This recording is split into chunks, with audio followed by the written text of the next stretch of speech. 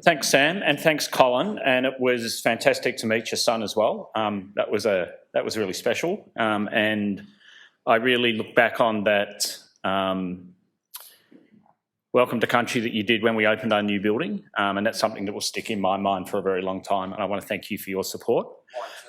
I also want to acknowledge that Aboriginal and Torres Strait Islanders were very much this land's first group of scientists. You don't survive and flourish in a place that throws up difficult challenges without asking hard questions about your environment and then using those answers to do better for your community. I think the other thing that struck me as I've been reflecting on research and science and the long history of custodianship that Aboriginal and Torres Strait Islander peoples have had across this land was there was a huge need to be able to communicate that science. And we think of communicating science via scientific papers and occasionally press releases when we do something that has particular impact for the community. And the younger scientists like Zach, they'll tweet their science results.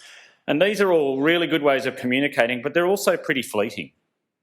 And I love the idea of Aboriginal and Torres Strait Islander scientists communicating their results and their understanding of the world by dance and by song and by art and by music. And those are results that I think have really stood the test of time and been transmitted through generations for 65,000 plus years. So I think we have a lot to learn about the culture of doing science and the way we communicate and the way we treat each other. So thank you for that example and thank you for your leadership of your community.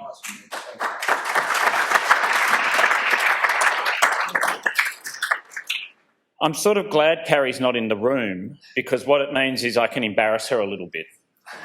It was almost 4 years to the day that Carrie and Sam and I had a first conversation about, and I think this would be a fair summary of her mindset, her anxiety almost of having done such an amazing job raising the profile and the need for brain cancer research through the stage that she had originally on that night when she received the Gold Logie. And then the incredible sense of obligation that she felt to everybody who'd bought a beanie. And I think there were 300,000 plus, there's probably more now, 300,000 plus people that had been inspired by her, but also put their trust in her.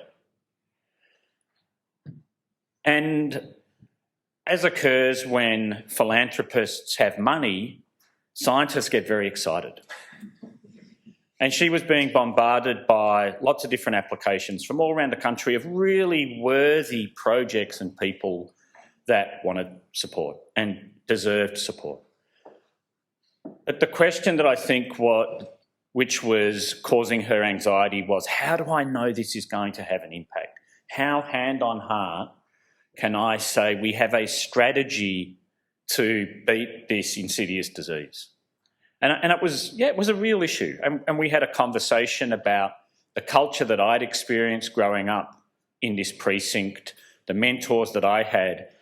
And the important elements of that culture was that you couldn't tackle a big problem unless you did it collaboratively. And it didn't happen collaboratively. It seldom happened collaboratively with one or two people working in the lab. Because one or two people working in the lab, inevitably the discoveries stay in the lab.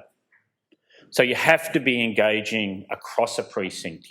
As a basic scientist, I'm a simple protein chemist. I have to be engaging with people like Jim Whittle, and you'll hear from Jim, who's day in, day out seeing patients. And he can come back to the lab and tell me, this is the thing that we have to work on. We have to keep our focus. We have to keep our nerve. It's difficult, but the journey's worth it.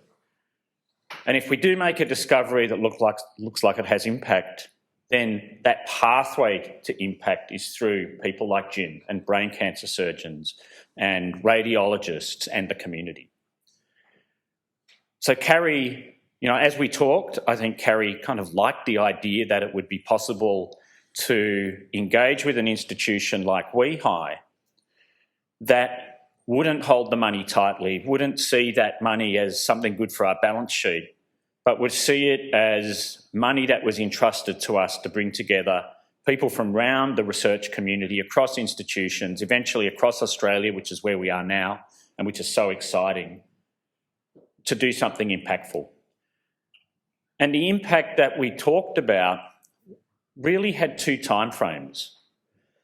It was this acute sense of urgency that people like Jim give people like me. An acute sense of urgency to do the best possible job, to bring to bear all of the discoveries that had been made over the last 5, 10, 15, 20 years, and bring that expertise and that evidence base to bear for a patient that's diagnosed today and their families. So, an urgency. But if there's one thing cancer research over the last 40 years has taught us, with cancer types like breast cancer and the cancers that I've worked on most of my life, which are blood cell cancers, is that it's a long game.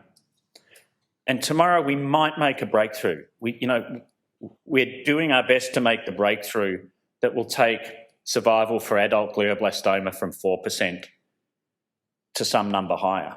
The chances of it being from 4% to 100% in one go, as much as I'd love that, that's a big ask. That never happened for breast cancer. It never happened for blood cancer. Will it go from 4 to 14? Maybe.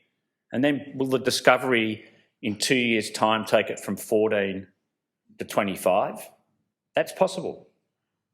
And then, maybe a year after that, it's 25 to 30, a little jump. And then maybe by 2040, little over 15 years from now, then maybe we're at the 70 and 80 and 90%.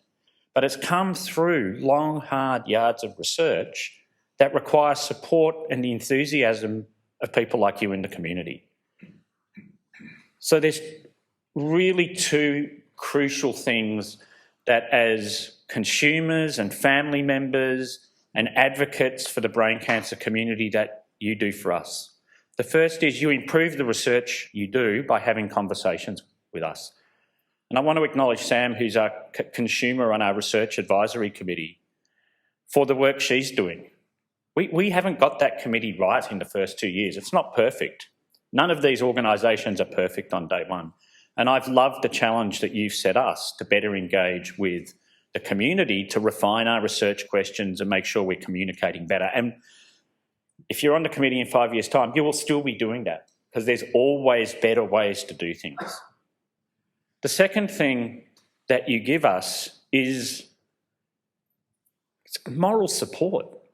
There will be times when Jim and Saskia and Zach and Sarah and Misty and Brandon and all of the people and Raylene and the people who are part of this Brain Cancer Centre, I know there have been days in your careers and then weeks in your careers and then months in your careers where experiments haven't worked at all. It is hard to make discoveries. If it was easy to make discoveries, we would have made them all.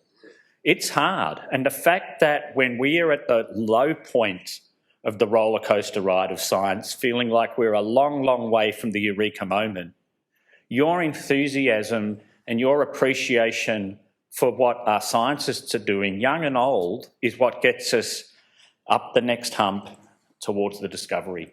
So I want to thank you. I want to thank you for your patience with us. I will never hype things up and tell you that we're just 1 year away from curing everybody. We are on that road. It's exciting, but it's a road that we need you to walk down with us.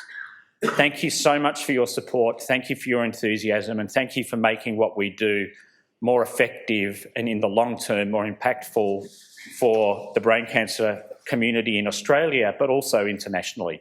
And thank you, Sam, for your leadership. And I'm looking forward to listening in on a bit of this, but then I have to dash to a commitment in the city. Please don't take that as a sign that I'm uninterested in what's going on. I'm very interested, and Jim's promised to give me a big update at the end of the day. So thank you.